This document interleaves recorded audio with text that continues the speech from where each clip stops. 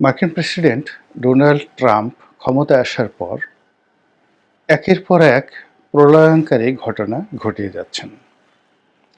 নিজ দেশের অভ্যন্তরে এমন সব যুগান্তকারী সিদ্ধান্ত তিনি নিচ্ছেন, যা কিনা পুরো মার্কিন সাম্রাজ্যের ১০০ বছরের ইতিহাসকে রীতিমতো ওলটপালট করে দিয়ে যাচ্ছে। তার অনেক সিদ্ধান্ত আন্তর্জাতিক ব্যাপারে, সেটি মধ্যপ্রাচ্য, Europe, Latin America, Canada, Australia থেকে শুরু করে একেবারে আমাদের দক্ষিণ পূর্ব এশিয়ার অনেক দেশের রীতিমতো ভাগ্য নিয়ে টানাটানি শুরু হয়ে গেছে। এবং তিনি এই সময়টিতে এসে তার জিদ আমেরিকা ফার্স্ট এবং তার টার্গেট যে কোনো মূল্যে আমেরিকার স্বার্থ অক্ষুণ্ণ রাখতে হবে এবং অপ্রয়োজনীয় অর্থ ব্যয় করা যাবে না। এবং এই কাজ করতে গিয়ে তিনি দীর্ঘদিনের বিশ্বাস এবং দীর্ঘদিনের যে ঐতিহ্য সব তছনছ করে ছেড়ে দিয়েছেন। ইতিমধ্যেই সিআইএর অসংখ্য লোকের চাকরি গিয়েছে। সরকারি বহু কর্মকর্তাদের নিয়োগ তিনি বাতিল করেছেন। অনেক দেশে তার যে বরাদ্দ ছিল সেই বরাদ্দ তিনি বন্ধ করে দিয়েছেন। এমনকি জাতিসংঘ থেকে তিনি তার সদস্যপদ, কয়েকটি প্রতিষ্ঠান থেকে তার সদস্যপদ প্রত্যাহার করে নিয়েছেন। অনেকগুলো প্রতিষ্ঠানে তারা নিয়মিত অনুদান দিতেন, খুব ব্যাপক আকারে অনুদান দিতেন। বিশ্ব স্বাস্থ্য সংস্থা থেকে শুরু করে আরও কয়েকটি প্রতিষ্ঠান, সেখান থেকে তারা সকল সাহায্য প্রত্যাহার করে নিয়েছেন। এবং আরেকটি ভয়ানক ব্যাপার হলো, নিজেদের আধিপত্য বজায় রাখার জন্য তারা বিশ্বের বিভিন্ন দেশের রাজনীতিতে গুরুত্বপূর্ণ ভূমিকা পালন করতেন এবং সেই রাজনীতিকে কলুষিত করার জন্য, প্রভাবিত করার জন্য এবং সেই সকল দেশের সরকার পরিবর্তনের জন্য তাদের একটা গুপ্ত পরিকল্পনা ছিল, যেটিকে আমেরিকার ভাষায় বলা হতো ডিপ স্টেট। তো সেই ডিপ স্টেট পরিকল্পনার অধীন তাদেরই রাষ্ট্রীয় প্রতিষ্ঠান ইউএসএআইডি, অর্থাৎ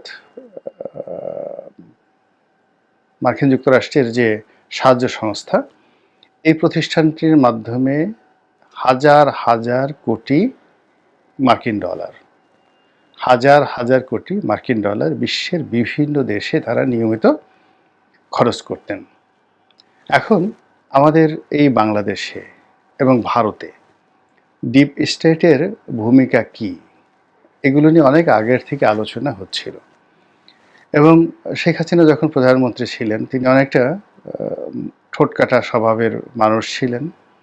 ফলে তিনি খোলামেলাভাবে সব কথাই তিনি বলে দিতেন যে আমার কাছে এখন এই সেন্ট মার্টিন চাচ্ছে, আমি যদি সেন্ট মার্টিন দিয়ে দিই তাহলে তারা আমাকে ক্ষমতায় রাখবে, আর সেন্ট মার্টিন না দিলে ক্ষমতায় রাখবে না। এরপর ইমরান খান যখন ক্ষমতাচ্যুত হলো, তিনি একেবারে সরাসরি ডোনাল্ড লু নামক একজন ব্যক্তিকে আঙ্গুলে নির্দেশ করে বললেন তার চক্রান্তে পাকিস্তান সেনাবাহিনী এবং পাকিস্তান সেনা গোয়েন্দা সংস্থা আইএসআই তারা অর্থ বিনিয়োগ করে তারা এই ইমরান খানের সরকারকে তারা হটিয়ে দিয়েছে।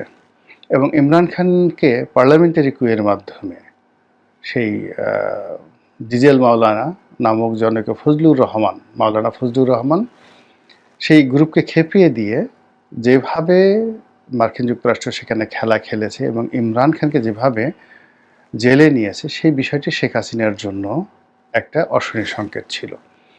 ফলে ইমরান খানের পতনের পর শেখ হাসিনার পতনের প্রহর তিনি গুনছিলেন। এবং ডোনাল্ড লু খুব ঘন ঘন বাংলাদেশে আসছিলেন, এবং ডোনাল্ড লু যেই কয়বারই বাংলাদেশে এসেছিলেন সেই কয়বারই বাংলাদেশে রীতিমতো লু হাওয়া বয়ে গিয়েছিল, কম্পন শুরু হয়েছিল রাজনীতির অঙ্গনে। এবং তিনি অনেকটা আমেরিকার প্রেসিডেন্ট জো বাইডেনের চেয়েও ক্ষমতার সম্পন্ন ব্যক্তি হিসেবে তিনি এসে শেখ হাসিনার একেবারে দক্ষিণ হস্ত মিস্টার সালমান এফ রহমান তার সঙ্গে বৈঠক করেছেন, আমেরিকাতে বৈঠক করেছেন, তার বাসায় বনানীতে বৈঠক করেছেন, গুলশানে বৈঠক করেছেন। বাসা এবং অফিস দুটোই গুলশানে, অবশ্য বনানীতে নয়, সেখানে বৈঠক করেছেন। এরপর ইউএসএআইডির যে সকল এনজিও রয়েছে বাংলাদেশে, সে সকল এনজিও কর্তাদের সঙ্গে তিনি বৈঠক করেছেন এবং তার রিপ্রেজেন্টেটিভ হিসেবে মিস্টার পিটার ডি হাস যেভাবে টেকনাফ থেকে তেঁতুলিয়া পর্যন্ত বাংলাদেশে ঘুরে বেড়িয়েছেন এবং 2 হাতে অর্থ ব্যয় করেছেন, সেই রোহিঙ্গাদের মধ্য থেকে শুরু করে রাজনৈতিক দল, বিভিন্ন এনজিও, এরপর বিভিন্ন রকম গবেষণা প্রতিষ্ঠান, তাদেরকে যেভাবে অর্থ দিয়ে, টাকা দিয়ে শেখ হাসিনা সরকারের জীবনকে তছনছ করে ছেড়ে দিয়েছে, তখন আমরা আসলে সাধারণ যারা জনগণ, আমরা আমেরিকার পক্ষ অবলম্বন করেছি। অনেকেই আমেরিকার পক্ষ অবলম্বন করেছি এবং আমি নিজেও উচ্ছ্বসিত প্রশংসা করেছি মিস্টার ডোনাল্ড লুয়ের এবং মিস্টার পিটার ডি হাসের। কিন্তু তারা যে আমেরিকার একটা অর্থ নিয়ে বা ডিপ স্টেট পলিসির আওতায় শেখ হাসিনাকে তারা পরিবর্তন করতে চান তাদের নিজস্ব স্বার্থে, এটা আমরা বুঝতে পারিনি। ডোনাল্ড ট্রাম্প যদি ক্ষমতায় না আসতেন এবং তিনি যদি এই সকল ডোনাল্ড লু, পিটার ডি হাস এদের বিরুদ্ধে ব্যবস্থা না নিতেন এবং ডিপ স্টেটের যে সকল গুপ্ত কথা, সেই সকল কথা যদি প্রকাশ না করতেন, আমরা হয়তো জানতেও পারতাম না। এখন যেটি আমরা জানতে পারছি সেটি হলো ডোনাল্ড ট্রাম্পের বক্তব্য অনুযায়ী তার পূর্বসূরি মিস্টার জো বাইডেন, তার সরকার এই বাংলাদেশে $29 মিলিয়ন, 29 অর্থাৎ 29 মিলিয়ন ইউএস ডলার, বাংলাদেশি টাকায় মোটামুটি 350 কোটি টাকা খরচ করেছে ডিপ স্টেটের নামে। এবং আরও একটা উল্লেখযোগ্য কথা, ভয়ানক কথা, সেটি হলো তারা যে এই অর্থ কেবল ঢাকাকে দিয়েছে তা নয়, প্রায় সমপরিমাণ বা একটু বেশি $31 মিলিয়ন, অর্থাৎ 450 কোটি টাকা তারা দিয়েছে দিল্লিকে। এবং আরও আশ্চর্য ব্যাপার হলো যে দিল্লির অভ্যন্তরীণ রাজনীতিতে এই টাকা খরচ করার কোনো প্রয়োজন ছিল না, দরকার ছিল না। এর কারণ হলো সেখানে নরেন্দ্র মোদী ক্ষমতায় ছিলেন এবং নরেন্দ্র মোদী গণতান্ত্রিকভাবে নির্বাচিত, এবং সেখানে যে হেডের উপর এই টাকাটা খরচ করা হচ্ছিল সেখানে সেই সকল শিরোনাম বা সেই সকল হেডের কোনো কার্যকারিতা নেই। এখন বলা হচ্ছে যে বাংলাদেশের এই রাজনৈতিক পট পরিবর্তনে যে $29 মিলিয়ন খরচ করা হয়েছে এবং ভারতে যে $31 মিলিয়ন দেওয়া হয়েছে, এটা 31 অথবা 21, দুটোর একটা। এই টাকাও মানে ইউএসএইড দিল্লি তারা বাংলাদেশে খরচ করেছে, অর্থাৎ কৌশলগত কারণে হয়তো তারা সরাসরি দুটো অ্যামাউন্ট, অর্থাৎ 21 মিলিয়ন বা 31 মিলিয়ন প্লাস বাংলাদেশের 29 মিলিয়ন, এই দুটো একত্রে বাংলাদেশের জন্য খরচ তারা হয়তো করতে পারেনি টেকনিক্যাল কারণে। এজন্য টাকাটা তারা দিল্লি ইউএসএইডকে দিয়েছে আর বাংলাদেশ ইউএসএইডকে দিয়েছে। বাট দিল্লি ইউএসএইড এটা আবার তাদের যে সকল সোর্স আছে, দিল্লির যে সকল থিঙ্ক ট্যাঙ্ক আছে, সে সকল থিঙ্ক ট্যাঙ্কের মাধ্যমে তারা বাংলাদেশে সেই টাকা খরচ করেছে। ফলে শেখ হাসিনার জামানাতে আমরা একই সময় যেমন দেখেছি যে দিল্লি শেখ হাসিনার পক্ষে কথা বলেছে, কিন্তু আনন্দবাজার থেকে শুরু করে আরও অনেক গণমাধ্যম, ভারতের প্রথম শ্রেণীর গণমাধ্যম, তারা কিন্তু শেখ হাসিনার বিরুদ্ধে কথা বলেছে। এবং দিল্লির অনেক থিঙ্ক ট্যাঙ্ক, অনেক রাজনৈতিক ব্যক্তিবর্গ তারা নিয়মিত বাংলাদেশে আসতো এবং তারা ঢাকা ক্লাবে বসে বা এখানে বিভিন্ন সভা সমিতি সেমিনার করে অথবা গান বাজনা করে ঢাকা ক্লাবে বিভিন্ন রকম অনুষ্ঠান করে এই সরকার বিরোধী অর্থাৎ শেখ হাসিনা বিরোধী চক্রান্ত তারা চালিয়ে যেত। তো এই হলো মোটামুটি মার্কিন যুক্তরাষ্ট্রে যে নতুন সরকার বসেছে মিস্টার ডোনাল্ড ট্রাম্পের সরকার, সেই সরকারের কর্মকাণ্ড, কথাবার্তা এবং বাংলাদেশে ডিপ স্টেটের যে কর্মকাণ্ড তা নিয়ে মোটামুটি খবর। এখন প্রশ্ন হলো যে মিস্টার ডোনাল্ড ট্রাম্প তার এই বক্তব্যের এই জায়গা থেকেই থেমে থাকবেন নাকি আরও একটু এগোবেন? যদি তিনি আরও একটু এগোন এবং বলে দেন ইউএসএইডের মাধ্যমে যে সেই টাকা কাকে কত টাকা দেওয়া হয়েছে, যেমন বাংলাদেশে সরাসরি যে 350 কোটি টাকা দেওয়া হয়েছে বা ভারতের মাধ্যমে যে টাকা বাংলাদেশে এসেছে, সেই টাকা মূলত কোন কোন খাতে খরচ হয়েছে, বছর ওয়ারি কোন বছরে কত টাকা খরচ হয়েছে এবং সেই সকল টাকা কোন কোন প্রতিষ্ঠানে দেওয়া হয়েছে।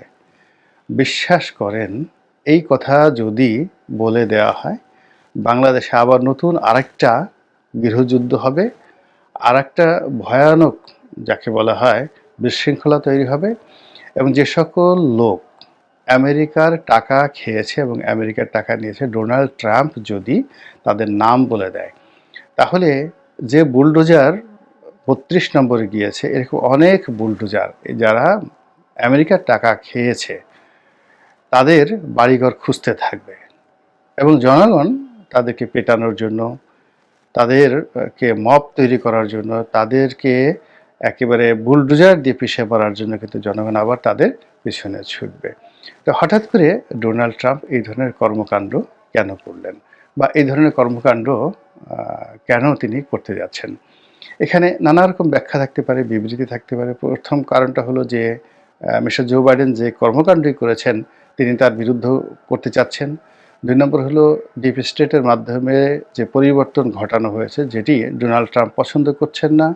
তিনি এখানে তার ভিন্ন কৌশল অবলম্বন করতে চাচ্ছেন এবং তার পছন্দের মানুষকে তিনি এই জায়গাতে সুবিধাজনক অবস্থানে দেখতে চাচ্ছেন। তৃতীয়ত, ডিপ স্টেটের মাধ্যমে যে টাকাগুলো খরচ হয়েছে তার দৃষ্টিতে এটি অপচয়। যারা নিয়েছে তারা ট্রেইটর, মুনাফেক, দেশদ্রোহী, দেশের বিরুদ্ধে তারা কাজ করেছে। কাজেই এ সকল ট্রেইটর যারা বাংলাদেশে বসে বাংলাদেশের টাকা খেয়ে আমেরিকার স্বার্থ সার্ভ করতে পারে, এই সকল ট্রেইটর যে কোনো মুহূর্তে আমেরিকার বিরুদ্ধে তারা চলে যেতে পারে এনি টাইম।